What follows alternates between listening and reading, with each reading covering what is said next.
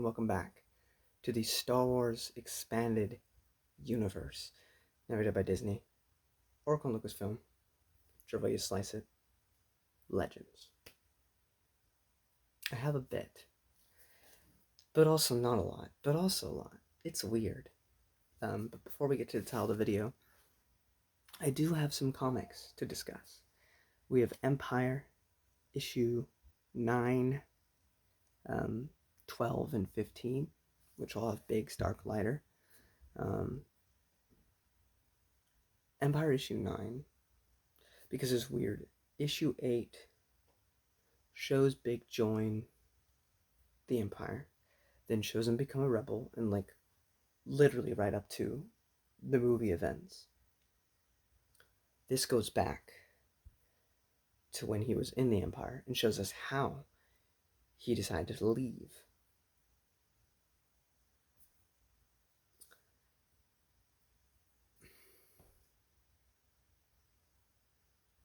Dead children. I'm not going to elaborate. This issue is great for showing why Biggs changed sides. Before I talk about Empire issue 12, we have X-Wing Rogue Squadron 1.5. It's just a one issue. It's a fun little adventure with the current Rogue Squadron team, with Wedge, Biggs, this Twi'lek, and this guy named Porky, I think, but not the Gamorrean we'll see later. It's just some fat guy. But the Twi'lek dies at the end of the issue, leaving a spot open for Luke Skywalker in episode 4. Issue 12 of Empire kind of ties into that, because it kind of shows the same events from a different perspective. Issue 15 just literally shows what Biggs was doing up until Death Star, then Death Star, him dying, and people feeling sad over it. It was great. And what is it, 4 issues? Although it's weird because they weren't together, they were spaced out, which is kind of annoying for people that were, like Matt Wilkins said, reading it as it came out. But for a character that it really isn't a character in the movies, he touched my heart when he died. And I wonder if he'll do the same when I watch the film now, knowing what I know. Rest in peace, Biggs Darklighter. Best friend of Luke from childhood. And maybe a little Force sensitive. But because of his decision to take the bullet for Luke, Luke was able to destroy the Death Star. So, shout out to the homie, Biggs. Moving forward, we reach the title of this video. Tales from Mos Eisley, edited by Kevin J. Anderson. We have many different writers in here, but it's edited by Kevin J. Anderson, my boy, because Chad energy, Kevin J. Anderson's good. But because these are all basically a bunch of short stories compiled in a novel, I'm not going to go super in depth with any of this, because I think you should experience it. And I don't have too much to say about any of them, but I do want to address all of them. And then also, so starting with, actually before I mention the short stories themselves, this is such an easy read. I mean, it's 388 pages, and it flew by. It is so much fun. Every single story. And characters, you would think, you can't make them interesting. Like the bartender. What are you going to do with the bartender to make him interesting? He's just a bartender. But no, they do so much with that. The bartender is one of the best stories, actually. And I don't even know how you do that. Jawa freaking wanting revenge. You can't come up with this stuff. I mean, I guess you can, but like I'm not creative enough. It's a lot of fun, and it's gonna make watching the movie really fun too. Because they're even the worst, weakest stories are still fun. So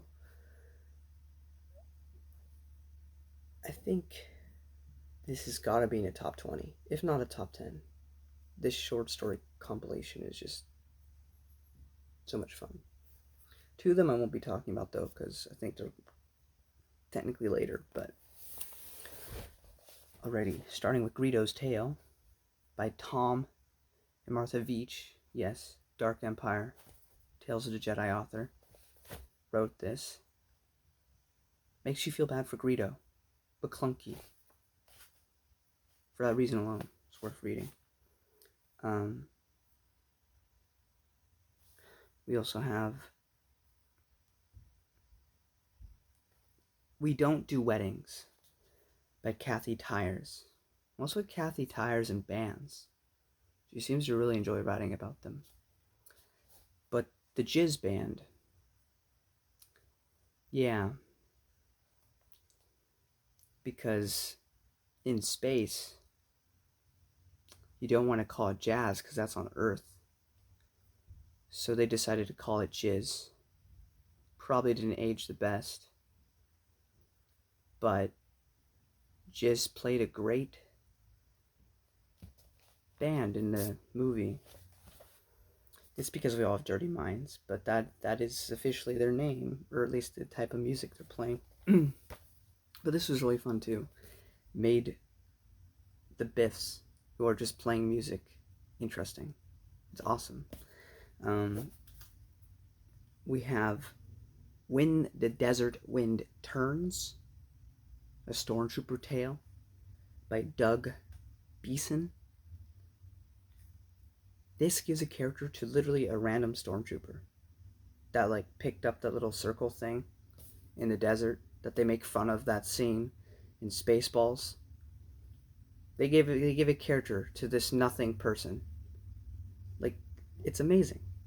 Or the Hammer Tongue Tale of the Tunica Sisters by Timothy Zahn. And this is in the 90s, right? And this is how great the EU was, because nobody asked, nobody cared. In lore, the two sisters are supposed to be identical, but you watch the movie, they're not identical. So that's a contradiction slightly, but nobody would care, right? Because it was the first thing made. So what do? They make a story that says that it's imposters in the cantina, that it's not actually the sisters. Nobody asked, nobody cared, but they fixed it. Oof. The Hammerhead's Tale by Dave Wolverton of Courtship of Princess Leia fame was wonderful.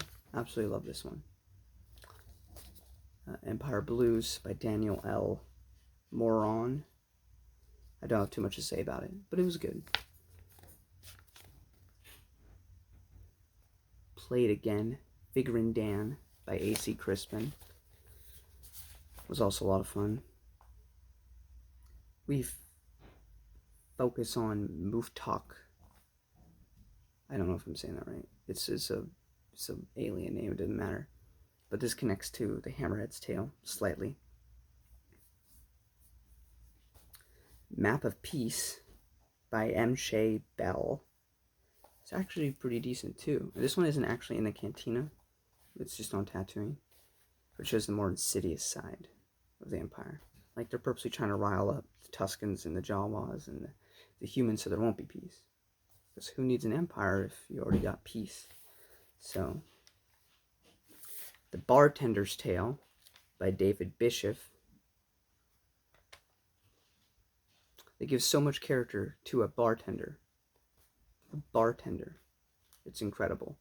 And you'll be surprised with what he uses his drinks by the end of the story with. I won't spoil that.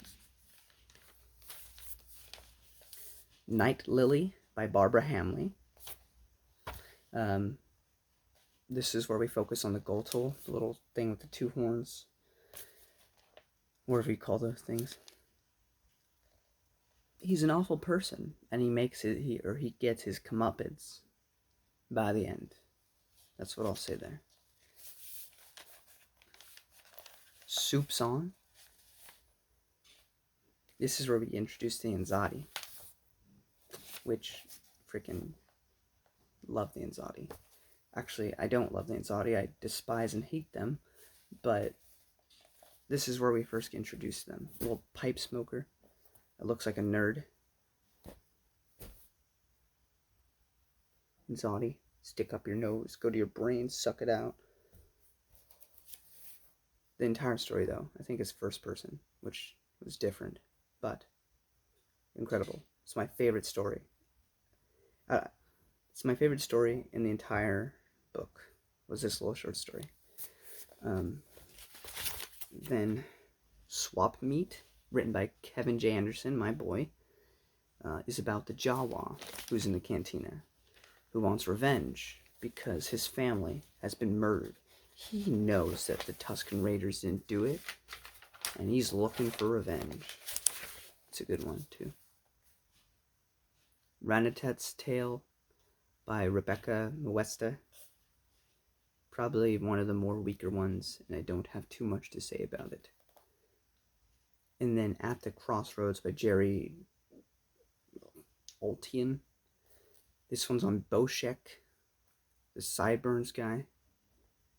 He's apparently force sensitive, and he beat the Kessel Run, which I don't know how I feel about that, but it was okay. I think there's some comics with Boshek, and I don't know who asked, but those exist. But as for this story, it was fine. Was probably, this and Ranatet's Tale was probably the weaker one of the whole thing, but overall, still pretty decent. He has a nice little conversation with Obi-Wan, so that was cool. But other than that, that's about it for all I can talk about, because the last two are after episode 4, so I'm not going to discuss those here. But expanding the universe by simply making a bunch of one-off background characters have so much character, and that's why we love the EU. Absolutely incredible. Wonderful. Wonderful novel. 110, even if you read nothing else. You should read, like, if you like episode 4, read this, because then you get a whole new context for that cantina scene, and you're gonna have so much more fun going back and rewatching it after having read it. It's wonderful. Anyway, guys, that's all for today. I have to get heading to work, so see you all when we review Death Star. I have not forgotten about the comics, by the way, to Mos Eisley. I'm going to include that in the next video. See you then.